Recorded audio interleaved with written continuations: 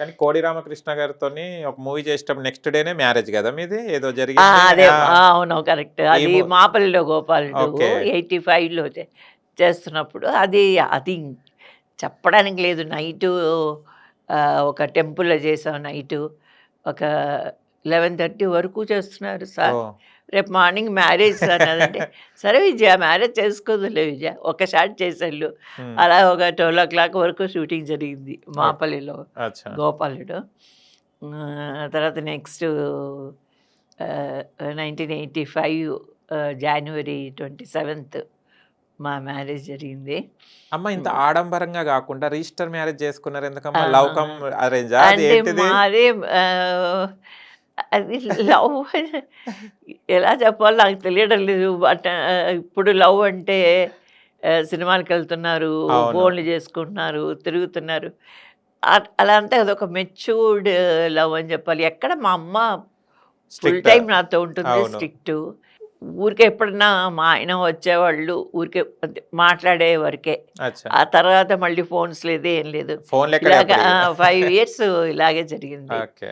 నా young age ఆ! నుంచి ఆహ్, అలా అయిన తర్వాత ఇంక మ్యారేజ్ చేసుకుందామని నాకు బాగా హెల్ప్ చేసింది రూపాదేవి ఆర్టిస్ట్ ఉన్నారు కదా! ఆ! ఆ అమ్మాయి దుర్గా అని ఇంకొక ఆర్టిస్ట్ ఉంది. ఓకే. మలయాళం సినిమాలు, తమిళ్ చేసేది. వాళ్ళ ఆయన కెమెరామ్యాన్. వాళ్ళిద్దరే కలిసి డేట్ ఫిక్స్ చేసి మ్యారేజ్ చేశారు. ఆ తర్వాత మాపల్లిలో గోపాలుడు రిలీజ్ అయింది. ఓకే. రిలీజ్ అయ్యి అది ఎంత వరకు పోయిందంటే, ఇంకా నా జీవితంలో నేను ఇంకా మొత్తం అన్నీ ఇగ ఏది కూడా చెప్పుకోవడానికి లేకుండా సక్సెస్ చూసేసారు అప్పుడే. అన్నీ సక్సెస్ సినిమాలే చేశాను. 'ప్రతిఘటన', 'మయూరి' తర్వాత పెద్ద పెద్ద డైరెక్టర్స్‌తో అంతా 'భార్గవ ఆర్ట్స్', కోట రామకృష్ణ గారితో ఆల్మోస్ట్ అన్ని సినిమాలు చేశాను. ఆ తర్వాత ఉషా కిరణ్ మూవీస్, రామోజీరావు గారు. రామోజీరావు గారు.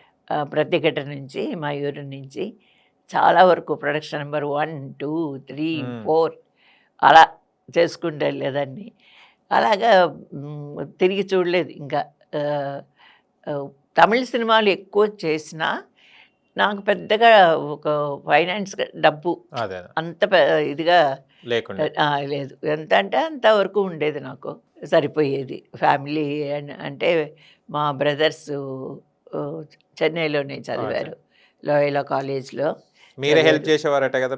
మీ బ్రదర్స్‌కి, సిస్టర్ కొంచెం హెల్ప్ అంటే అది ఇంట్లో బాధ్యతగా ఒక్కరిగా చేసేవారట కదా! ఉన్నాను కాబట్టి నా సంపాదన మా మదరే చూసుకునేవాళ్ళు. కాబట్టి అది ఏమని చెప్పాలి, నాకు అని నేనేం పెట్టుకోలేదు. ఓకే. అది తెలీదు కూడా. తర్వాత డబ్బులు వచ్చేవి కరెక్ట్‌గా 10 మంది ఉన్నాం కాబట్టి మాకు సరిపోయేది దానికే. సరిపోయేది.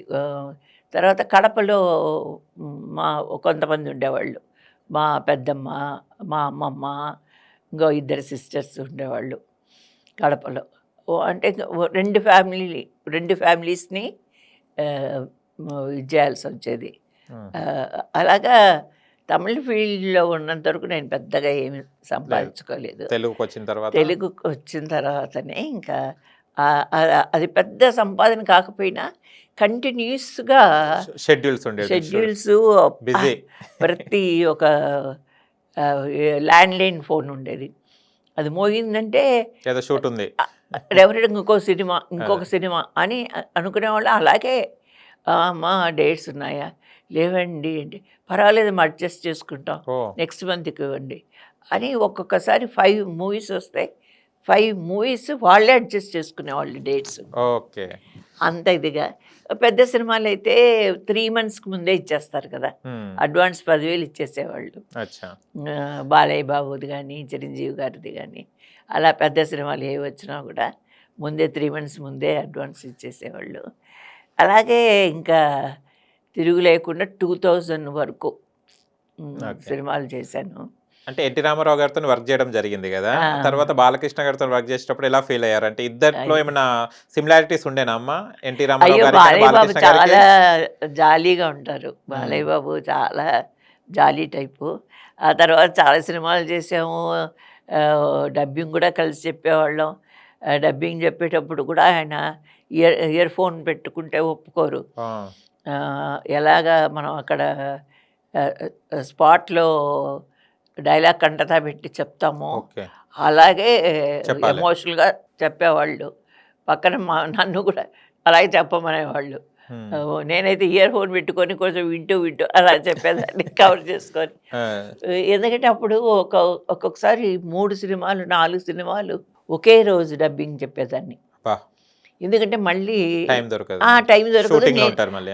వేరే ఊరే వేరే వేరే ఊరు. వేరే దగ్గరికి వెళ్ళాలి. అవును. తిరుపతి నుంచి రాజమండ్రి, తర్వాత రాజమండ్రిలో చుట్టుపక్కల ఉన్న పల్లెలు, ఆ, రామచంద్రాపురం, ఇలాగా ఒక 2 months వరకు వెళ్ళాల్సి ఉండేది. తర్వాత 2 months తర్వాత మళ్ళీ హైదరాబాద్ వచ్చేదాన్ని. అచ్చా అచ్చా. అప్పుడు రిలీజ్ సినిమాలు ఇబ్బంది పడతారు కదా, అందుకని ముందే చెప్పేసేదాన్ని 2 months వరకు నేను ఉండను, ఏదైనా డబ్బింగ్లు ఉంటే ముందే చెప్పేసుకుని అంటే ప్రసాద్ థియేటర్లు, పెద్ద థియేటర్లో అచ్చా. నిలబడే చెప్పేవాళ్ళం. ఆహా. Loop system. ఓకే. తర్వాత లూప్ సిస్టమ్ పోయింది. ముందైతే లూప్ సిస్టమ్ ఉండేది. అలా చెప్తూనే ఉండాలి. Take 1, take 2, take 3. ఎందుకు అలా చెప్పించేవాళ్ళో తెలీదు. ఏదో ఓకే అయితే అది పెట్టుకునేవాళ్ళు. అదే, బట్ దానికి దీనికి ఏం సంబంధం నాకు తెలిసేది కాదు.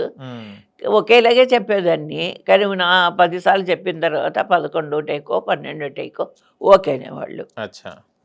అది మనకు తెలియదు. చెప్తూనే ఉండేది. ఇప్పుడు తెలుసు. ఇప్పుడు నేను కూర్చొని డబ్బింగ్ చెప్తున్నా కూడా నేనే 1 more అడుగుతాను. అదే.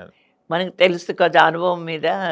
వాళ్ళు ఓకే మా బాగానే ఉందంటే, లేదు ఒరిజినల్ లాగా లేదు, ఇది కొంచెం డిఫరెంట్గా ఉంది అని చెప్పేదాన్ని. చాలా వరకు నేను చాలా హ్యాపీగానే నా రోజులు గడిచాయి సినిమావి. అంటే రామ్ గోపాల్ వర్మ గారికి కూడా మీరు ఏదో సారీ చెప్పడం జరిగింది డేట్స్ కోసం సంథింగ్. ఏంటమ్మా ఇన్సిడెంట్ అసలు అది ఏంటంటే, అనగనగా ఆ సినిమా డేట్స్ ఇచ్చారు.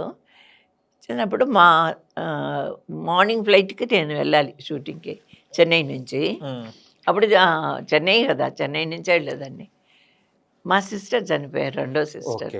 చనిపోయిన తర్వాత నేను వెంటనే ఫోన్ చేసి మేనేజర్కి ఫోన్ చేసి చెప్పాను, సార్ అండి మా సిస్టర్ చనిపోయారు, నేను షూటింగ్ రాలేను అని చెప్పారు.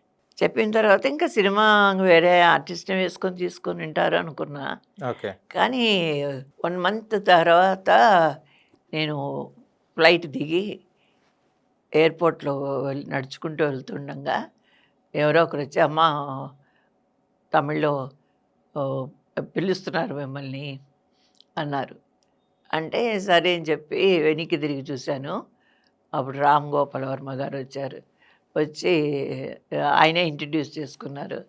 నేను రామ్ గోపాల్ వర్మ, మీరు నా సినిమా డేట్స్ ఇచ్చి ఇట్లా అయిందంట కదా, మీ సిస్టర్ చనిపోయారని, మీ క్యారెక్టర్ మీకే ఉంది, మీరే చెయ్యాలి. నెక్స్ట్ మా మేనేజర్ మిమ్మల్ని కాంటాక్ట్ చేస్తారు, చేసిన తర్వాత మీరు డేట్స్ ఇవ్వండి, ఆ డేట్స్ ప్రకారం షూటింగ్ చేసుకుంటాం అన్నారు. నిజంగా నాకు చాలా సంతోషం వేసింది. ఎందుకంటే నా కోసం ఆగారు, నేనే చెయ్యాలనే ఉద్దేశంతో నా కోసం ఆగారు. ఆ సినిమా చేశాను. ఆ సినిమా కూడా బాగా మంచి హిట్ అయింది.